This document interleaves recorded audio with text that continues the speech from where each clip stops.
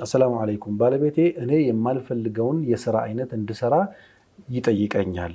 እኔ ደግሞ ልጆች ከማሳደግ ጋር ስለማይመቸኝ ይህን ስራ አልሰራም ብዬ እምቢ ብየው ነበር። ይሄ ነገር የባለቤቴን አምር መጣስ ወይም ደግሞ እሱን እምቢ ማለቴ እንዴት ይታያል የሚል ነው። የሱ ሐቅ ይኖርብኛል ወይ ነው? እንግዲህ ምን አይነት ስራ ነው የማትፈልገው የሚለው እንግዲህ ውጪ መከሰብ ከሆነ ከስብ ከሆነ እሷን ማስገደድ የለበትም። ሐቁም አይደለም እሷም እሺ ማለትም አይኖርባትም። ግዴታውም አይደለም። እሷ አልከስብም እኔ ቤት ነኝ ቤት አሳድጋለሁ ወነፈቀቱ አለክ ወጭ ባንተ ላይ ነው ለቤትም ለልጆችም ማሳደጋ ለኔም ላንተም ቤታችንን መምራት ያለብህ አንተ ነህ ብላ ማለት መብት አላት።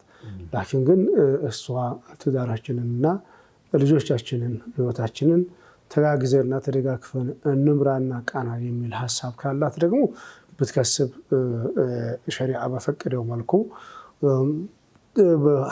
ሐላል በሆነ ከስብ ውስጥ ተሰማርታ ብትከስብ ሸሪዓ አይከለክላትም።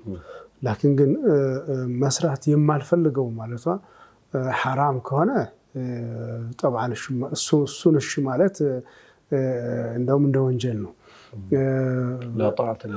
لا طاعة للمخلوق في معصية الخالق ነው የሚሆነው ማለት ነው።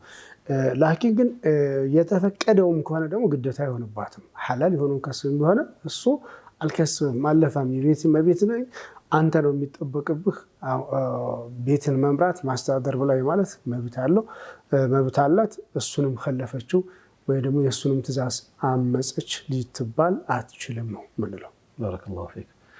በመተጋገዝ ቤትን በጋራ በማቆም ያለውን የኢኮኖሚ ጫና እንትን ለማድረግ በመሞከር ውስጥ ነው አይ ቲንክ ይሄ መታሰብ ያለበት እንጂ ባልየው እንዲህ አይነት ስራ ሰርተሽ ለቤቱ ገቢ አምጪ ብሎ በማዘዝ ውስጥ አለመታዘዝ ነው። እዛው የሚካተት አይደለም።